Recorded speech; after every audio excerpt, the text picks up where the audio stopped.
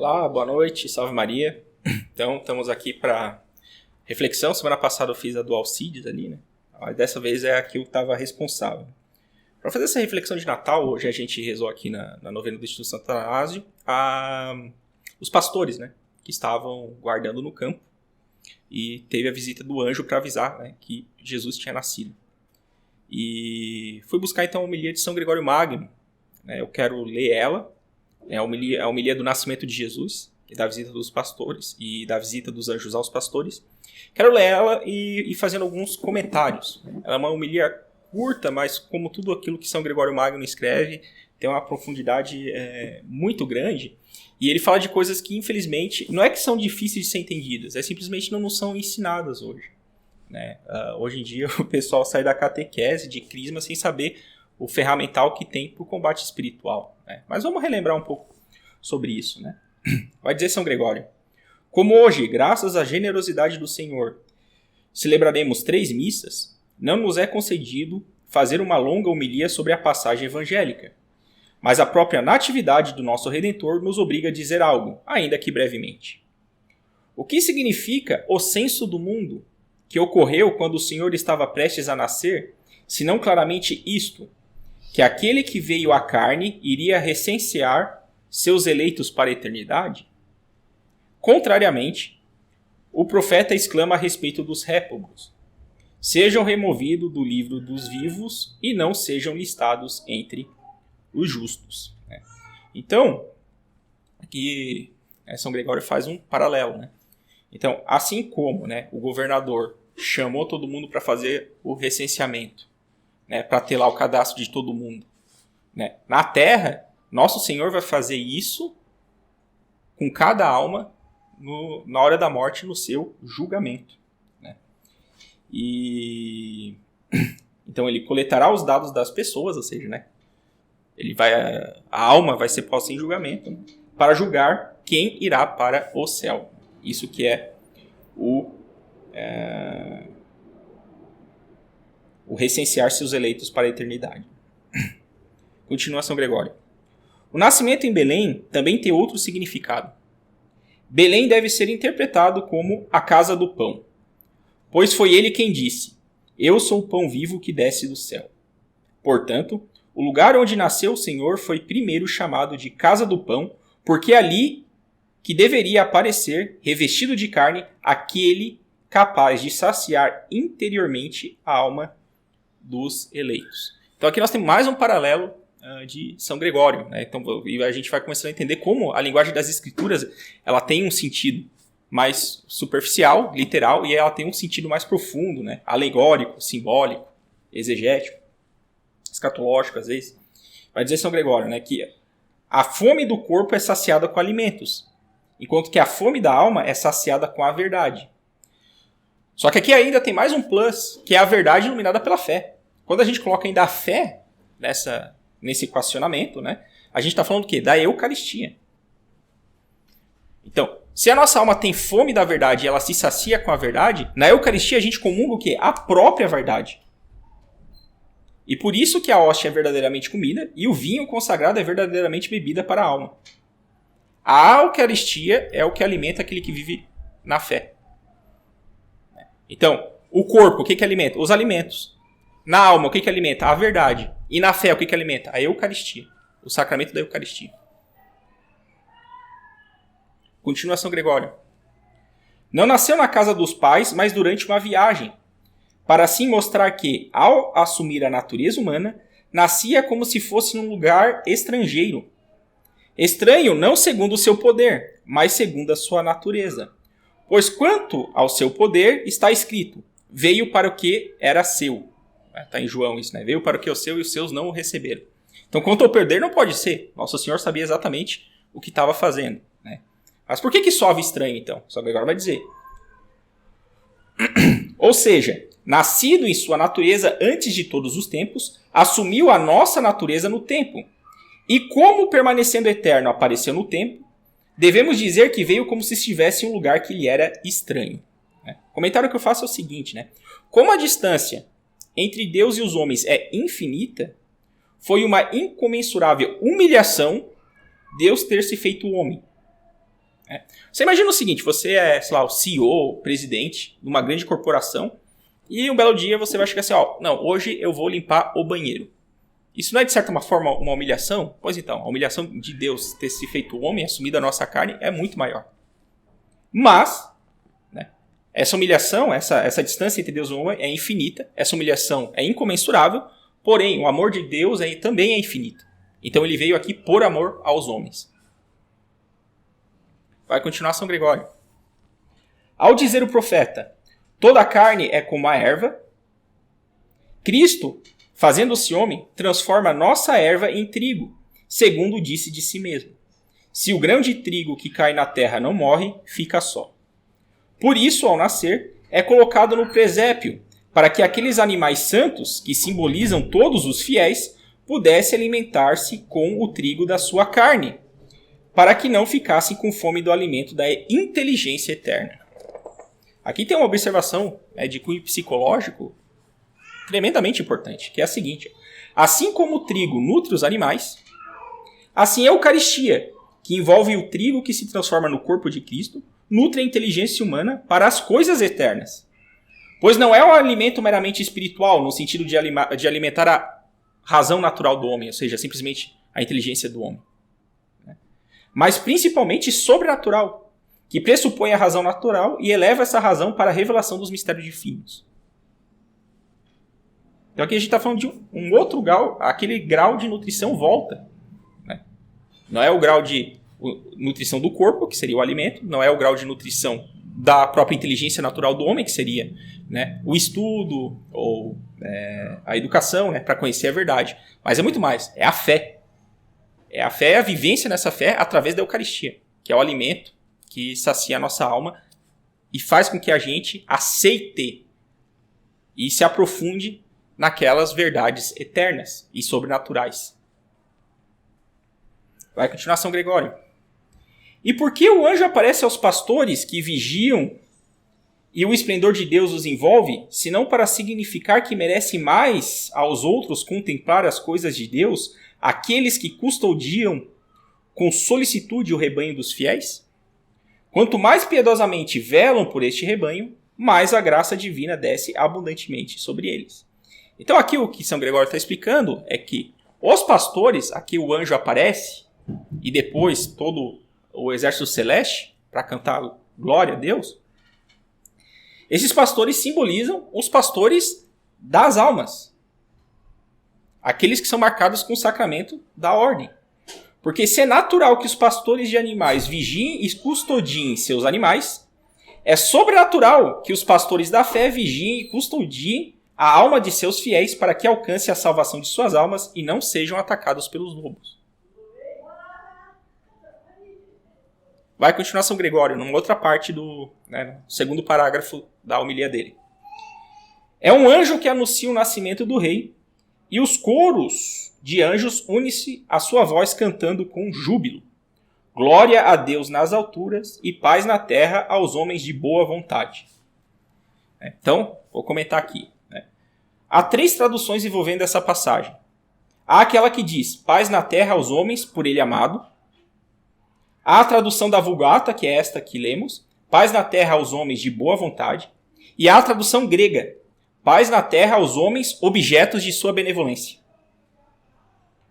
Como o amor em nossos dias tende a ser compreendido de modo romântico e sentimental, as outras duas expressam uma verdade teológica que parece esquecida em nossos tempos. Quer dizer, expressa melhor uma verdade esquecida em nossos tempos. E nós meditamos isso agora mais cedo na novena do Padre Fausto. Então, o que está esquecido no nosso tempo? A paz é um dos frutos do Espírito Santo. E por isso terão paz os homens de boa vontade. Ou seja, os que atuam com o seu querer para fazer a vontade de Deus. Porque só Deus é bom. Mas a tradução nos revela uma questão complementar. A paz na terra aos homens que são objeto da sua benevolência. Significa aqueles homens que aceitam a graça que Deus lhes envia para obrarem segundo a vontade divina. Sem a graça, sem a alma estar em estado de graça, não há nem verdadeiramente paz, e não porque Deus não queira enviar a sua graça para eles, mas porque eles, usando seu livre-arbítrio, rejeitam essa graça ao não querer confessar seus pecados e se medarem dos erros. Então, quem rejeita a graça de Deus não aceita a benevolência, que é objeto, que é da vontade de Deus enviar aos homens. Deus quer enviar, mas o homem quer rejeitar. Então veja que essas duas traduções se complementam. Paz na terra aos homens de boa vontade. Faz a vontade, o homem que buscam fazer a vontade de Deus. E quando a gente vai para a tradução grega, objetos da sua benevolência. Ou seja, que aceitam a graça para agir segundo Deus. E por isso que eles são de boa vontade. Então não é que a tradução está errada, mas são aspectos diferentes de uma mesma realidade espiritual. Vai a continuação, Gregório. Na verdade, antes de o nosso Redentor nascer na carne, estávamos em discórdia com os anjos, de cujo esplendor e pureza estávamos bastante afastados por causa do primeiro pecado e pelas nossas transgressões cotidianas. Com efeito, porque pecando éramos estranhos a Deus, os anjos, cidadãos da cidade de Deus, consideravam-nos completamente estranhos à sua companhia. Mas uma vez que reconhecemos o nosso rei, os anjos também nos reconhecem como concidadãos. Pois como o Rei do Céu assumiu a nossa carne amassada pela terra, a grandeza angélica deixou de desprezar a nossa enfermidade. Assim, os anjos voltam à paz conosco e põem de lado as mágoas da antiga discórdia. E aqueles que antes desprezavam por ser fracos e pecadores, agora veneram como amigos. A partir disso, explica-se porque, por um lado, Ló e Josué adoraram anjos sem que esta adoração lhes fosse proibida, enquanto João, por outro lado, quando no Apocalipse quis adorar um anjo, foi proibido pelo mesmo anjo com essas palavras: não faças isto, sou um servo como tu e teus irmãos. Porque os anjos, antes da vida do Redentor, eram adorados pelos homens e ficavam em silêncio, mas depois se opuseram a isso, senão porque temem ver prostrada a seus pés a nossa natureza, que a princípio por eles desprezada, foi elevada acima da deles? Então aqui São Gregório está nos ensinando uma coisa muito interessante.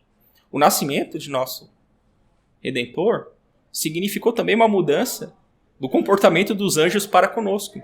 Porque agora a nossa natureza foi elevada. A graça faz isso, ela eleva a nossa natureza acima dos anjos. E vou explicar por que isso acontece. Vai continuar São Gregório. Não ousam, os anjos não ousam mais desprezar como inferior e fraca aquela natureza que agora, assumida pelo Rei do Céu, veneram acima da sua. E assim não ousam recusar acolher o homem como amigo, aqueles que adoram Deus homem. Cuidemos então, caríssimos irmãos, para não nos poluirmos com nenhuma impureza, nós que na presciência da mente divina somos co-cidadãos da cidade de Deus e iguais aos seus anjos. Iguais aqui no seguinte, são co-cidadãos, estamos destinados a habitar o mesmo céu, onde contemplaremos Deus face a face. Então, para comentar essa passagem, digo o seguinte: assim como Jesus Cristo é Deus e homem, os batizados e que estão em estado de graça também são homens divinizados. A diferença é que Jesus Cristo tem a divindade por natureza, enquanto nós a temos por participação, com o Espírito Santo habitando nossa alma. É por isso que, embora em natureza sejamos inferiores aos anjos, em graça somos superiores. Há realmente, como enfatiza principalmente a teologia oriental, uma divinização da nossa alma. Há inclusive aquela hipótese teológica de que esta foi o motivo da revolta de Satanás, porque a sua soberba não admitiu ter que servir aos homens, em especial Nossa Senhora. Seja como for, quando estamos em estado de graça, estamos em amizade com os anjos, porque somos co-cidadãos do céu. Por outro lado, o pecado mortal retira de nós a graça divina e, em inimizade com Deus, estamos fora da cidade celeste. Quando caímos nesse lastimável estado, o remédio é a confissão. Por isso que também se falou da confissão hoje, durante a novena. Ela é importantíssima para a gente recuperar essa amizade com Deus. É muito simples. Morro em amizade com Deus, em estado de graça, eu vou para o céu. Estou salvo, minha alma está salva. Talvez eu passe pelo purgatório, mas a minha alma está salva. Morri com pecado mortal na consciência em estado de inimizade. É inferno. E não tem sinodalidade que vá mudar essa realidade. Continuemos. E agora, o último parágrafo dessa homilia de São Gregório. Assim, vale a pena assim, transcrever ela e colar na porta do quarto, ler todo dia, porque ela é belíssima. Ela é belíssima. E aqui a gente vê como que São Gregório é um grande mestre espiritual. Não é só um grande papa, um doutor da igreja, foi também uma espécie de grande psicólogo. Vai dizer São Gregório: testemunhemos com a nossa vida a nossa dignidade. Não deixemos que nenhuma luxúria nos contamine, que nenhum pensamento torpe nos acuse, que nenhuma malícia corrompa a nossa alma, que a ferrugem da inveja nos consuma, que nenhum orgulho nos enche, que nenhuma ambição nos rasgue pela sedução dos prazeres terrenos, que nenhuma ira nos inflame, pois os homens foram chamados de deuses. Portanto, ó homem, defende em ti a honra de Deus contra os vícios, porque por causa de ti se fez homem Deus, que vive e reina por todos os séculos dos séculos. Amém. Então vamos pegar agora, né, para encerrar essa reflexão, parte por parte disso que ele falou, né? Ele diz que é para a gente não se contaminar com a luxúria, pois de fato os vícios que dela procedem trazem impurezas para a alma, poluindo nossa mente para os bens espirituais e para a pureza. É só ver, né? O pessoal promíscuo só pensa besteira, assim. São tudo superficial. É por causa disso. O vício da luxúria causa isso. Também vai dizer São Gregório, né? Também diz São Gregório que para que a gente não seja acusados pelos pensamentos torpes. Por que isso? Porque no dia do nosso juízo, aqueles pensamentos maus em que nós consentimos vão pesar na balança contra nós. Os que a gente consentiu, tá? Sentir e consentir é diferente. Mas naqueles que a gente consentiu, a gente pode pecar por pensamento quando a gente consente em pensamentos maus. Ou torpes, né? Como diz São Gregório. Então por isso que ele diz que a gente não seja acusado por esses pensamentos. Porque eles vão pesar na balança. Na hora do nosso julgamento. Também vai dizer que não sejamos consumidos pela ferrugem da inveja. Ele compara a inveja com a ferrugem. Olha só que coisa interessante. De fato, a ferrugem corrói a liga ferrosa, deixa-a fraca e distorcida. De fato, a inveja faz isso em nossa alma. Porque em vez de nos alegrarmos com o bem alheio, ficamos tristes. Ou seja, eu não vivo a minha vida, mas meço a minha vida pela alheia, considerando que suas conquistas não são merecidas. E assim como a ferrugem assinala a perda de propriedade do ferro, assim a inveja consome a nossa, por assim dizer, essência, pois passamos a medir a qualidade de nossa vida pela dos outros. Ele também vai falar da malícia, que nenhuma malícia corrompa a nossa alma. De fato, o pecado corrompe porque nos faz ser inimigos de Deus e amigos de Satã. De fato, a corrupção do mal nos desvia do caminho da salvação. Ele também vai falar, e a gente rezou bastante isso na novena, que nenhum orgulho nos enche. De fato, o ego inchado sai de seus limites legítimos para cobrar e exigir mais do que é justo. É inchado porque o ego quer ocupar um lugar maior do que merece. Também vai dizer que nenhuma ambição nos rasgue.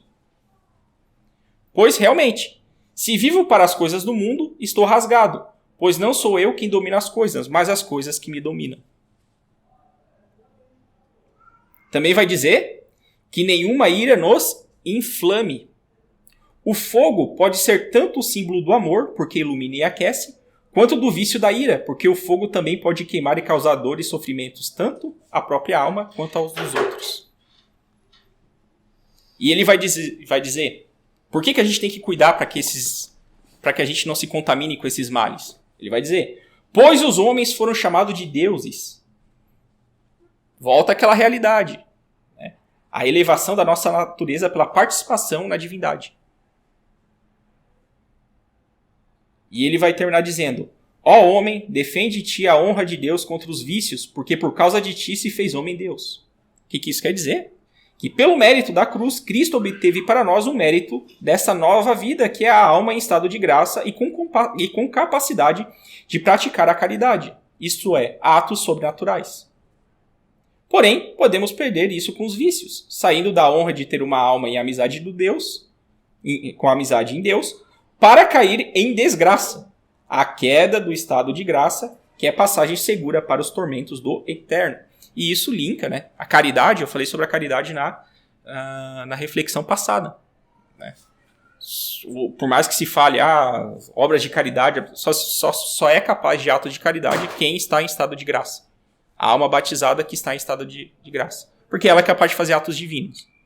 Se ela não estiver em estado de graça, ela só tem o quê? As suas faculdades humanas. Então, as suas boas ações serão simplesmente boas ações humanas, não serão boas ações divinas. Porque você está em inimizade com Deus.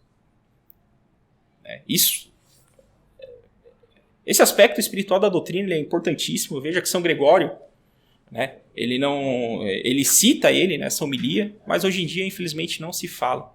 Né? Por isso que é importantíssimo. Se eu estou em pecado, em estado de pecado, é importante eu me confessar. E o Natal é o tempo propício para isso. Volto a repetir, falei isso semana passada, falo isso agora. É importante passar o Natal em estado de graça. Porque aquela alegria, né, que a Samara estava falando agora há pouco, né, a gente vai ter um pouco dessa alegria, né, da Isabel ao ter encontrado Maria. Né? Porque no Natal Jesus vai nascer, nós vamos comungar de Jesus, nós vamos poder comungar de Jesus estando em estado de graça e nós vamos poder ter um pouco dessa alegria. Seria isso a minha reflexão para hoje. Viva Cristo Rei!